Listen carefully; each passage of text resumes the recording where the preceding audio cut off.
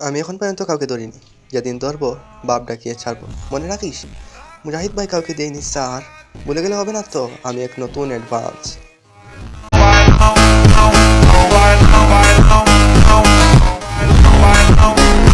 Hey guys, assalamu alaikum. This is Advance. Welcome to Advance Exposure. তো বলো কেমন আছো তোমরা? বরাবরের মতো নতুন আরেকটা ভিডিও নিয়ে হাজির হয়ে গেলাম আমরা। আজকের টপিক নিশু পুকাচুদা। বিশ্বাস করেন ভাই, এই পুকাচুদাকে নিয়ে আমার ভিডিও করার কোনো ইচ্ছাই ছিল না। হঠাৎ করে আমার সামনে একটা ভিডিও আসে, যে ভিডিওটা তোমরা নিজে চুকেই দেখে নাও। ইন্না লিল্লাহি ওয়া ইন্না ইলাইহি রাজিউন। আমাদের ফ্রি ফায়ার কমিউনিটি থেকে একটা লেজেন্ড হারাইছে।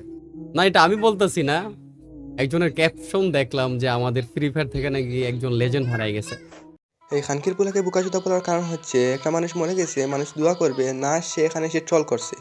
আমি একটা বিষয় বুঝি না, তোদের মাথায় ব্রেন নাকি গোবর আছে না? মানে এটা বলার কারণ হচ্ছে গিয়ে, তুই একটা মানুষ মরে গেছে, সেখানে তুই ট্রল করছিস।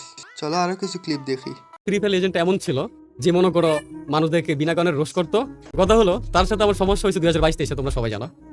দোষ না করেও হাজার হাজার মানুষ আমাকে বকাবকি করছে। এই বুকাচুদা কয় কি অ্যাডভান্স গেমিং নাকি বিনা কারণে রুস্ট করতো? এই বুকাচুদা, তোর বউ যখন লাইভে এসে নোংরামি করতো, তখন রুস্টাররা কি বসে থাকতো তোর বউয়ের নোংরামি দেখার জন্য? গেমিং এ এসে খারাপ কাজ করবে আর রুস্টাররা বসে থাকবে, এটা কি হতে পারে? তারপর আমি মাপ চাইলাম। মাপ চাওয়ার পরে আমি তাকে বললাম, আচ্ছা আমি তো যে ভুলটা আমার ছিল, আমি তো মাপ চাইলাম, আপনি তো ভুল করছেন, আপনি মাপ চান।